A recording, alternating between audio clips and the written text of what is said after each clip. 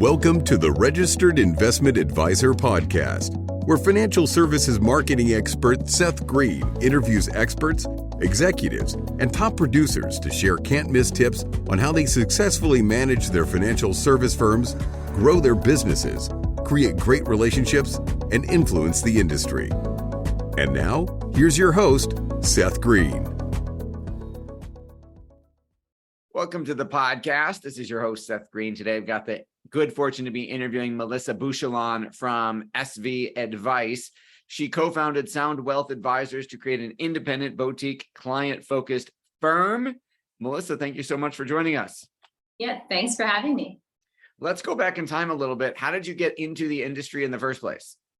So I have been in the industry for over 18 years. And so it was back in 2004. And interestingly, I made a transition from education. So my background and my bachelor's was in psychology and education, but all along I had taken business classes.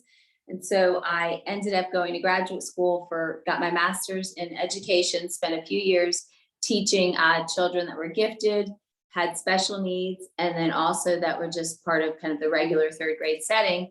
And as much as I love that, I realized that there's going to be a time when I'm going to be a mom, and that was kind of pulling from the same sort of area. And I thought, what if I wasn't going to teach, what would I do?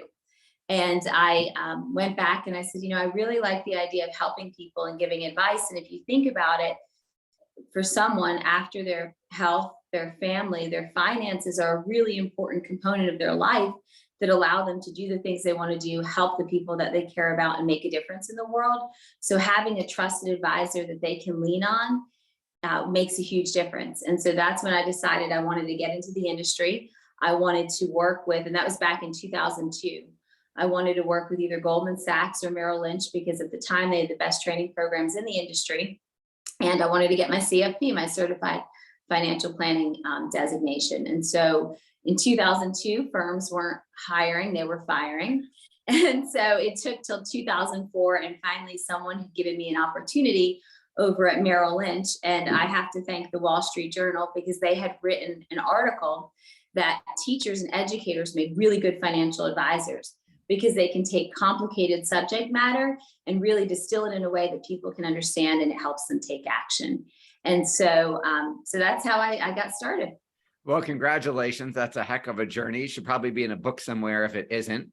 I also started my career at Merrill Lynch 20 plus years ago. So I understand exactly where you're coming from. When did you co-found Soundview Wealth Advisors? And what inspired you to do that, to leave old Mother Merrill? So yes, I thought I'd never leave old Mother Merrill. And, really in 2004, there was just tremendous opportunity within the organization. I spent a lot of time working always with clients and being client facing, but I also ran some training programs for them, and then was a resident director and ran a couple of local offices. And so I loved my work at Merrill Lynch, but, after Bank of America bought Merrill Lynch, that started to change things, and there was an evolution. And I just slowly started to feel like more and more of our days were taken up checking a lot of boxes and not necessarily doing the part of the day that I love the most, which is really interfacing with clients, helping clients. And so in 2016, myself and my three partners, Kelly Bouchillion, Emerson Ham, and Eddie Ambrose, decided, okay, if Merrill Lynch isn't the best fit, because really we looked at them as a conduit for our services, what would be the best conduit? And what does it look like if we move from that broker dealer space to the registered investment advisory space? And so we did a lot of research and due diligence and engaged the help of focused financial partners to really figure out, one, would the registered investment advisory space be a viable solution for us and our team? Because at the time we had around $1 billion in assets under management. And two, even though I had run offices for Merrill Lynch, would I be able to come over and effectively run and create a registered investment advisory firm that could be successful and really deliver and meet clients' needs better than a larger organization like Merrill Lynch? And so in March of 2018, we decided to leave Merrill Lynch, and we started Soundview Wealth Advisors. Well, congratulations on that. Who is an ideal client for Soundview? An ideal client for Soundview are, we work with families and we work with across generations to really help them solve for a lot of their greatest planning issues and planning needs. And so whenever we work with a family, we are the anchor of their financial lives. And they've got all these different components, whether it's investments, insurance, educational funding, their estate plan, tax planning and preparation. And we try to really coordinate all of those aspects to make sure that the professionals that they have and the team they have are talking and working together to accomplish the goals that are immediate and then also longer term goals for the individuals and the family. That's awesome. You're kind of serving as a financial quarterback of the entire team. How are those clients finding you? So a lot of what we do is referral based, I would say, when I think about most of our growth. I'm a big believer that if you do the right thing, you work hard, and you serve as a true fiduciary for your clients, they can't keep you a secret. And so when they have the opportunity and they're asked by a friend or someone that just moved to town, you come to mind. And that's really the biggest compliment. And so I think if we do what we do really, really well and truly provide good objective advice and put the client first, we grow. Obviously, Soundview has grown a lot in the last handful of years. Talk a little bit about the expansion of the team.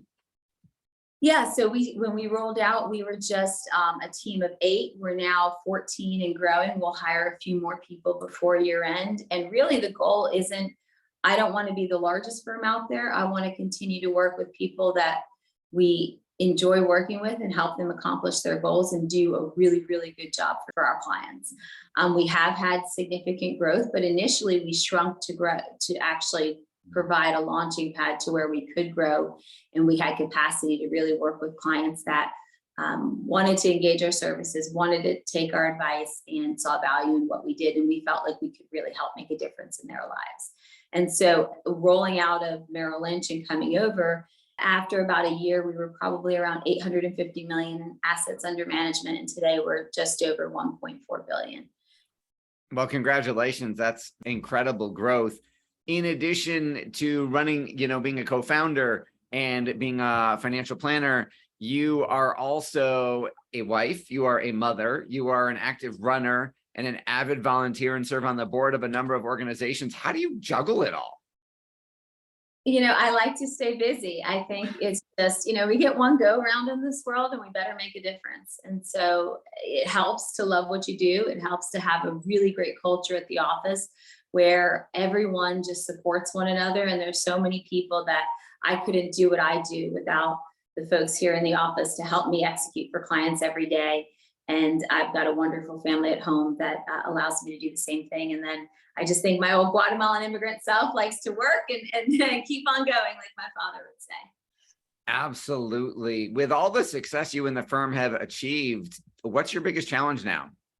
Just making sure that we have the infrastructure in place. When you're small, it's easy to keep the culture very open and flexible, and employees feel like they're heard and that they have room to grow. And so I want to preserve the culture of the early days at Soundview, where we're always focused on the client. So a lot of our team meetings, anytime we're getting together, first and foremost, the role of anybody that walks in the door at Soundview, regardless of their position, is to take care of clients.